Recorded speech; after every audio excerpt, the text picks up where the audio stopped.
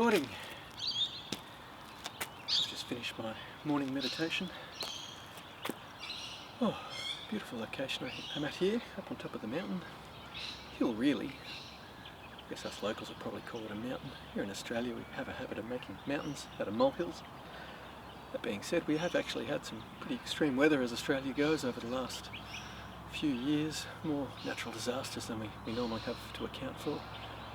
People are considering we need to change things up a bit. A lot of people are. A lot of people have been forced to consider that. Some people are in a position where it's their job to restructure, to come up with something new, maybe a solution.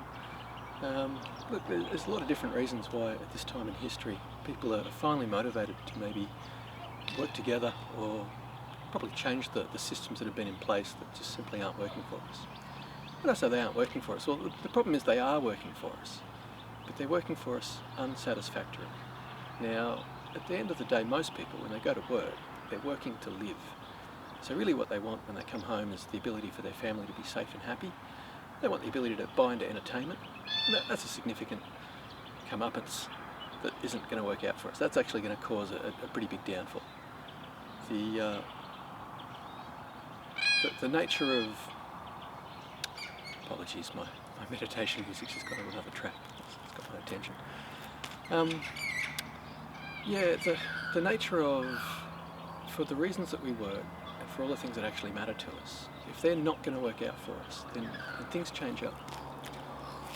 It's not that people want to turn around and say, I'm unhappy, right? That's the real problem, is that most people, certainly in my country, have the toughen up, buttercup attitude.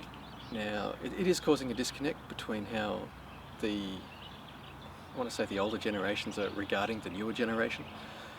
We've got all this infighting with no actual, it's like passive aggressive. It's never going to amount to anything except for looks. You know, we're all almost like shaming each other with our eyes because you know, heaven forbid anybody be honest in their communication. Heck, I've come to really be cognitively aware in the last week or so that the Brits have a habit of sort of saying the absolute opposite of what they like, and it's just in the reviews of equipment I'm reading. It's like, oh, that looks nice, and that means it looks ghastly, right? So culturally, when the world's become a melting pot and all these cultures are coming together and our normal ways of communicating, our colloquialisms if you will, are not working for us anymore because the pace of life is too stressful. Nobody's able to talk directly and meaningfully. TV doesn't role model to us how to have relationships or engage with others. It's just loaded with relationships filled with drama. And so individually everyone's still trying to sort it all out or figure it all out for themselves. And when we haven't really got a handbook for living anymore, we once did. Once everybody belonged to churches, right? And everybody there in their own little communities had a set of rules or guidelines, the moral code if you will, that kind of kept society together. But in a world where we're moving away from that, and individually, you know, since the no-fault divorce, we have parents that have become solitary units, and then they've raised kids that have left home early, and now we've got those kids raising kids, and the children now are just staring at digital screens and not getting any of the micro expressions that are encoded in communication. So once upon a time, if your parents walked to you and said, oh, the pet passed today, when you read their face as a child, there was all sorts of micro expressions encoded that would actually tell you how you were maybe meant to feel about that. And so bit by bit we're robbing ourselves of our humanity, and we're robbing ourselves of our confidence to be integrated people, to be able to have the skill set needed to engage with others. Which, getting back to what's important, be it our family or our friends, and then our entertainment, right? Which requires security, it requires stability in their house, and it requires bringing our cost of living down so we can actually afford to buy entertainment. And so when we're finding the cost of living is as high as it is, and so therefore the concept of having entertainment is right off the cards, what little we get to spend into the things that matter to us is becoming more and more valuable. Then you throw in a couple of natural disasters and everybody contemplating their navel with what's it all about and why am I doing this?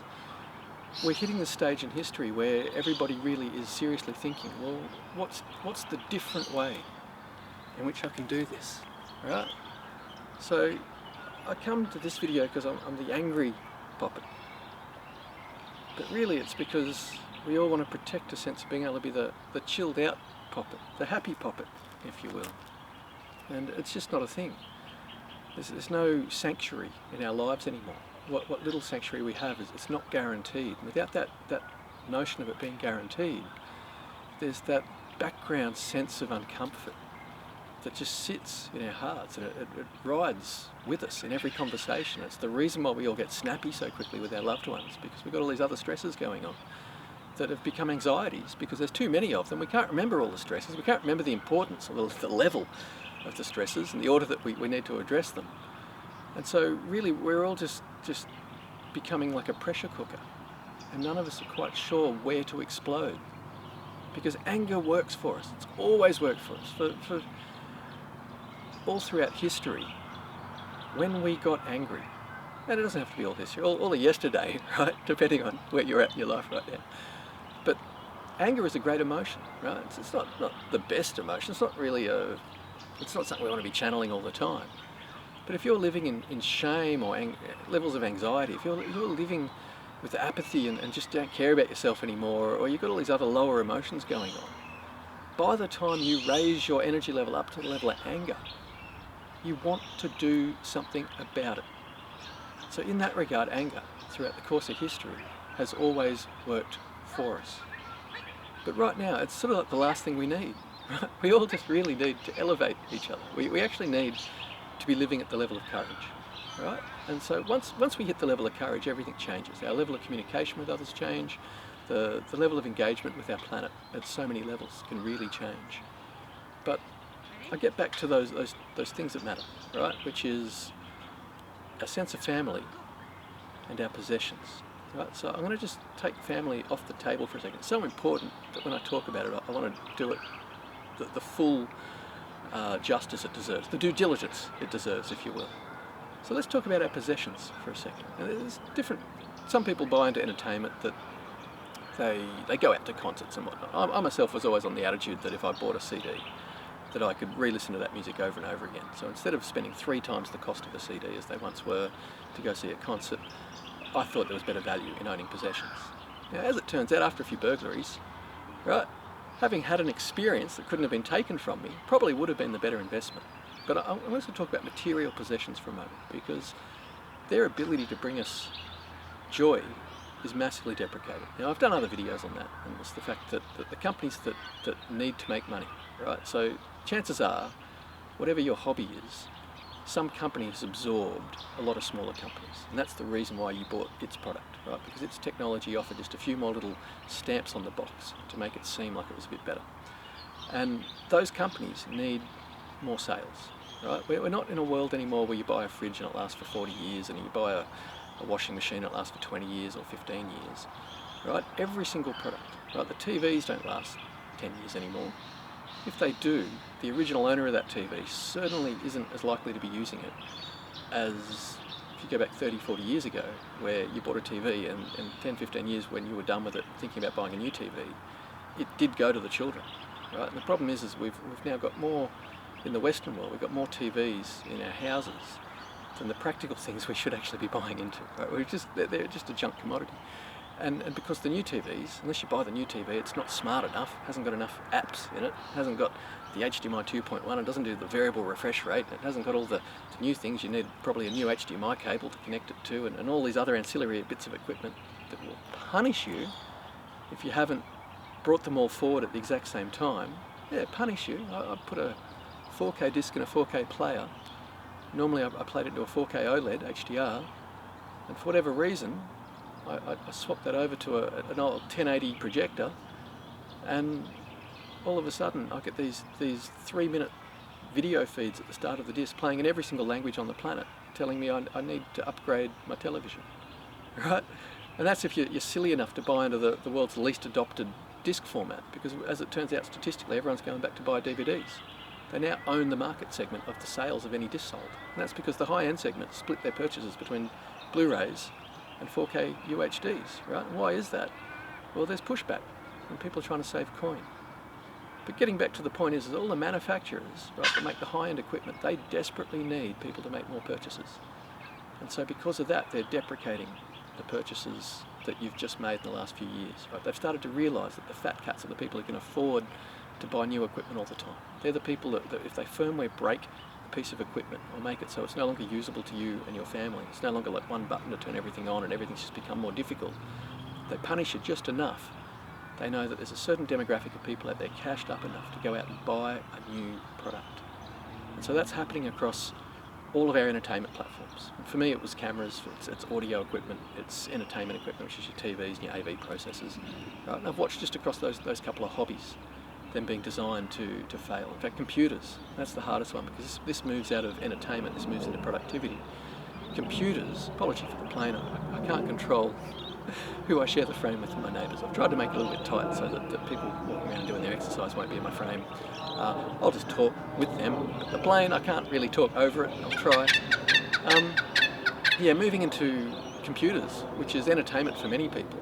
And if you talk about the entertainment side of that, well, if I did a video on that, oh my lord, like, it's being deprecated, right? It's also one little company that bought up an entertainment company, Electronic Arts, was it Activision, sorry.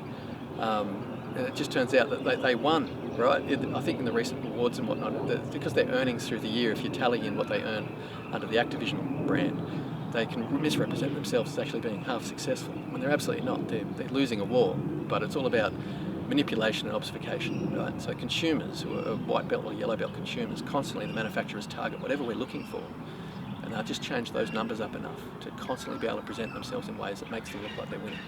And generally, we're all too time short, and we don't have the time to do the research, and we almost believe in the advertising. Certainly a lot of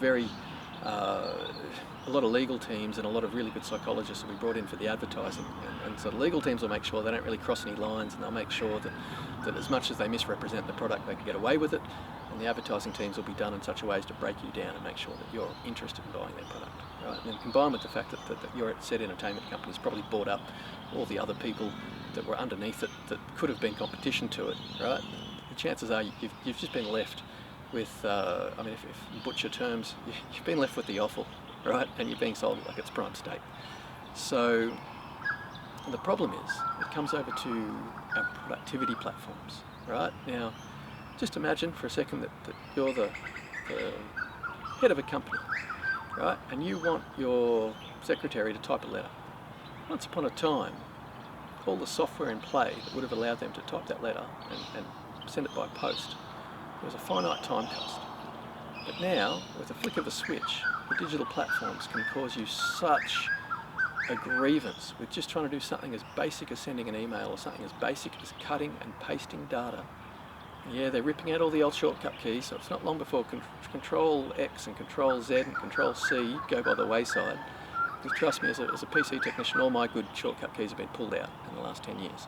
That was how I got productivity done. So I stopped servicing PCs a while ago, because in the home country of some of these corporations, they make money on training, right? So there's actually a financial reward for creating such a disconnect and such an inconvenience to the end user that they do it. But the problem is when our digital productivity platforms, in order to try and sell us another product, set incredible cut-off lines. And a case in point, a recent laptop I was setting up, it had the minimum i5 of the latest 2 generations needed in order for that computer to be able to talk with my phone. In the same way that Apple's been doing for 7 or 8 years, easily, that if you use the platform holders tools, you can do, with a lot of difficulty and a lot of inconvenience, but the platform holder of, okay, I'll call it Microsoft, man, I'll put it out there, right? Don't let my videos get flagged, they're a bastard company, and I'm a conscientious consumer, I need to educate. You look at how many things get pulled out of a given platform, and it doesn't just have to be a Microsoft platform, but sometimes your Android companies will pull out a calculator or something that's a productivity tool.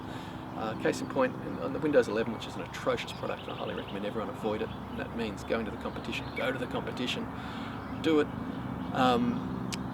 Everything is so much as viewing a photo or just trying to shrink a photo down in size, right? If they pull out the old tools, or they pull out the useful ways of doing things, and they deprecate the basic functions that come with the huge operating system install sizes, so we're not really getting anything practical with them, they know that you'll go to the shop to get a tool that will work. And in the process of going to the online store, there's a chance that they might be able to sell you something. And so that's what we see with all of our entertainment platforms we're buying into. So if you're cashed up and you're rich enough to be able to afford the newest and latest, what you're now finding is that the front ends are being redesigned to just quickly bounce you via the shop, or just to make you consider getting stuck in a situation where your credit card might be charged monthly. So they all need to charge us monthly. And charging us monthly is fantastic because that means guaranteed quarterly profits. You've got a growing customer base, you're always going to show more income, more revenue coming in from said customers. So it doesn't matter how poor you are at managing a company. If you've got a monthly revenue or annual revenue, rather than selling a product once and being able to have happy customers that'll come back to you trustfully, goodwill, buying into your next product with faith. All those goodwill companies, they've been bought up, right? Because that goodwill was worth something to the big corporations. So our productivity platforms, if your productivity platform hasn't been deprecated yet, then you're really fortunate. Now, there's only one solution to that. This is the conscientious consumer. Before I talk about your family, this kind of connects. I'm not pro any company, right? I'm going to talk up Apple, and I myself don't use any Apple products. But I do recommend to every one of my clients who I give technology advice to have one of their digital portals. Okay, and there's a reason their products are more expensive. And okay, arguably some of it's, a large amount of it's just profit. But the actual parts selection that they use when they don't play spec sheet warfare, because they don't, is just better, right? So the colour gamut of the screen, the colour accuracy of the screen, the less reflectivity of the screen means there's less fatigue for you, the user. Right? The two things that have always mattered is colour and contrast. Never ever buy into resolution. If you're buying into resolution, you're playing a spec sheet game. Colour and contrast has been manipulated a few times. The manufacturers know that if we're looking for a specific technology type, for example OLED at the moment, but a few years ago it was IPS and plain switching LCD televisions or screens, the manufacturers went, oh, consumers have figured out that there's more colour accuracy in IPS, so they started building IPS screens paired with 6-bit colour chips, right? So there's no advice I can give you which is relevant next week other than this. It comes down to buying into Apple. And it's because they own the platform that they're selling on. They own the hardware, they own the software, they own the operating system. And they've got their digital store. Now they make money on that digital store, rain, hail or shine. They don't have to force you forward with a new product necessarily. And therefore that's where we see much, much longer product lives. But the key stuff that really matters is that their operating system, their back end, right? And this is the stuff that no technologist out there will be able to tell you, right? Because less than 0.0001% of people are actually thinking this way or are aware of what's going on. But when Steve Jobs, who was very famous with Apple, on and off over history, when he had left the company for a large stint of time, he went out and spent a lot of time with some of the world's best brains building the world's best operating system. And when he came back to Apple, he got his foot through the door because Apple had gone to market and said, hey, we need a new operating system. They'd made essentially OS 9, but they had 3 people that had pitched them. These are the operating systems we want you to buy. And of the 3, the one that none of them actually did what they totally needed them to do or needed too much work in order to shoehorn it back into being something that was going to work for them. And then Jobs, he just walks back in and goes, hey, here's OS 10. And the back end of OS 10 is amazing, but one of the incredible things about it is 2 things. Is it's hardware agnostic, that's to say at the time it could run on RISC or CISC processors, and that gave Apple an advantage because at the time they were using reduced instruction chipsets. CPUs that didn't sound very impressive by the numbers game, like 200 megahertz was equal to like 1,000 megahertz CISC computer, and it was hurting them. People were going, oh, why would we buy this low megahertz number CPU? Surely it's not very quick. And so being able to switch architectures once they'd adopted this OS 10 was a big Rosetta, a big crown jewel in their strategy, being able to sell computers through the 2000s. But the really incredible thing is the way that not only is the operating system hardware agnostic, which really matters when you're switching to ARM CPUs, like they've just done, but also it really matters because the way they render graphics to the screen is like a PDF. It's sort of like vector graphics, you can just keep zooming in, and where it is in the pipeline to do that is actually a lot more to the middle, right? So it's in an area of the computer where when it's compiling it together, it can do so very effectively using the silicon it's got. Whereas if you look over at the Windows world and the model of how it layers things down, it's right. If computers at the moment is performance per watt, i.e. if you want performance from a laptop out in field, you can't run any operating system that's not based off OS 10, which is iOS, right? So iOS and OS 10 are basically the same back end as of a few years ago. They've got core libraries to do whatever they need, but arguably they were getting ready for it, and Microsoft know this. Microsoft know that all the sales are over in iOS. They made iOS their lead platform for development for Office 7-8 years ago now, or some huge amount of time ago, right? Like, the world knows if you're not writing for essentially what is now the M series chipsets. And so Apple, throughout the last 20 years, bought up all the best silicon teams. So they literally have the best power sipping hardware that's capable of the most amount of math. And so it's true, if the software is optimized for their platform, it'll really show this incredible performance per watt. Now, I keep referring to performance per watt. If you're not educated on what performance per watt is, what it is if your laptop or your watch or your phone has a battery in it and it has to do a certain amount of computation, the less power it sips, because batteries, we haven't really had any evolution in technology in a very long time, right? We're all starting to get there now. It seems like there's a lot of battery techs just on the horizon.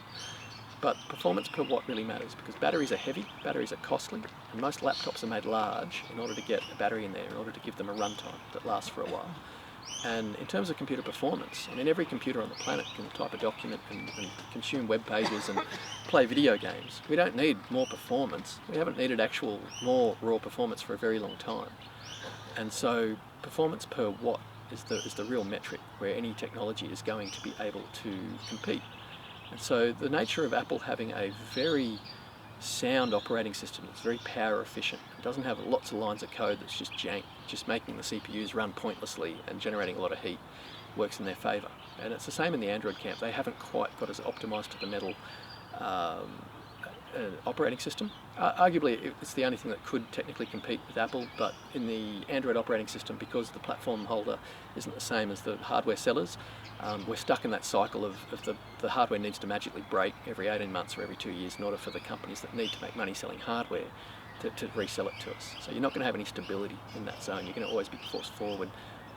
The problem is, as Apple started it was security updates with operating system or platform updates, the software updates, and that's horrible in anybody else's ecosystem. But everybody else in the consumer market jumped to that ship because they went, oh, they're doing it, so we're allowed to do it too. And it's completely unethical in everybody else's camp because they don't support the hardware for very long because they need to make more hardware sales. Whereas Apple goes on supporting old hardware because they can, and that's not an area they have to compete in. They don't need to sell more hardware in order to make more profit, arguably.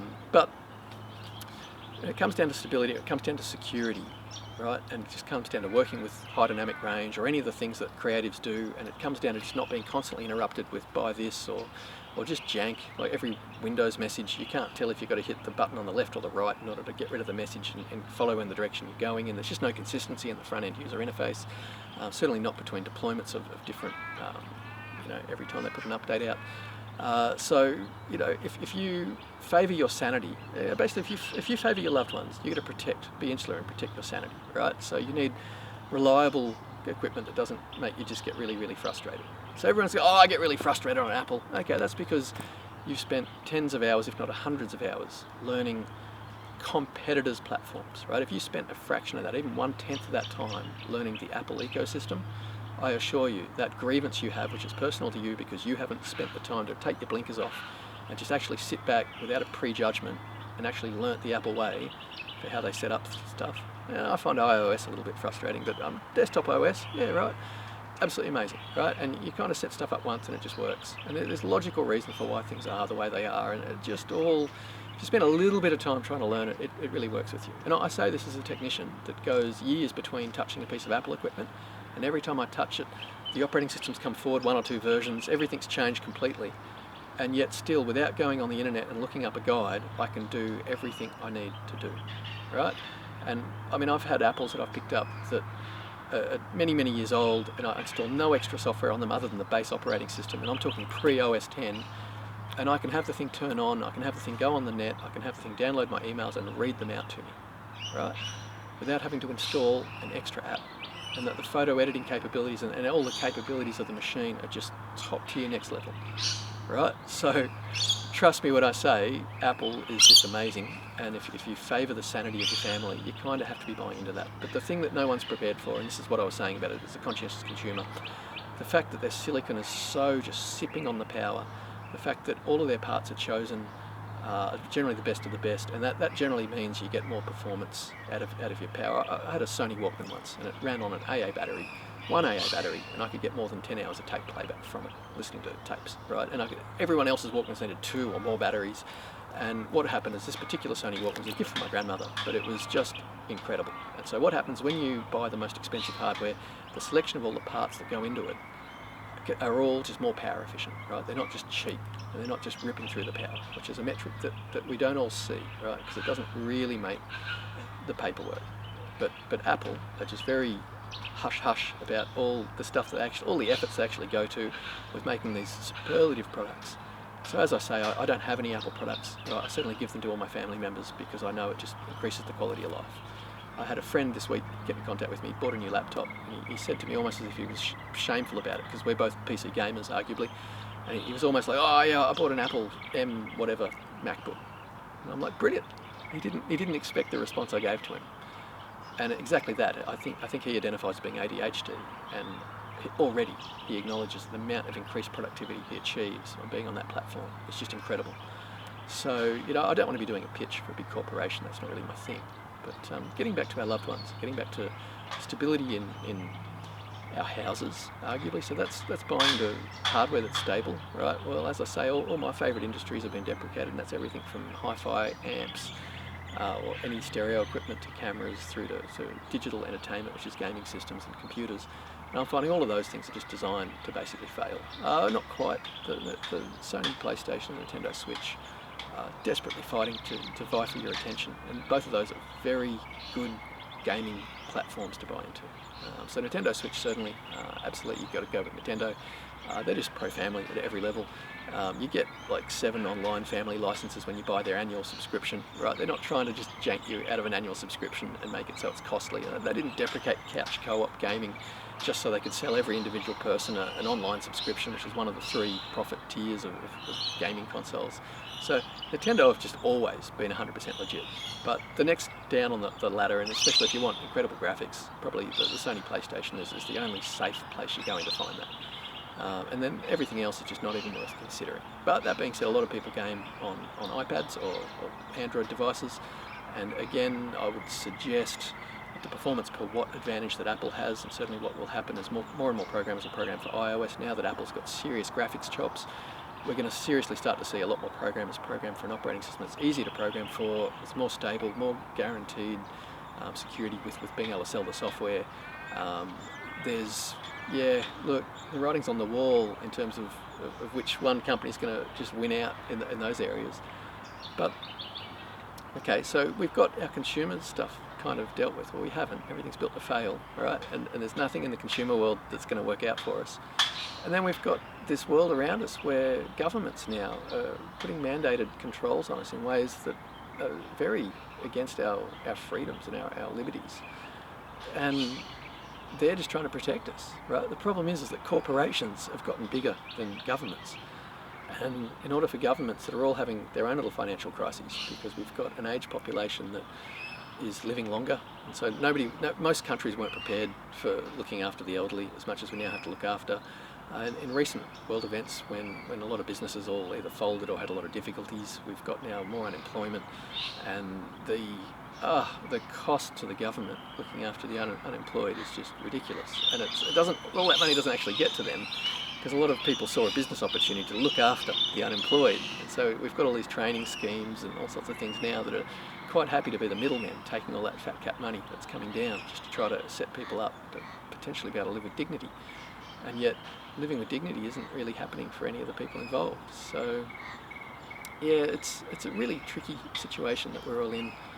And I'm just going to come forward a little bit, just make sure I'm still recording.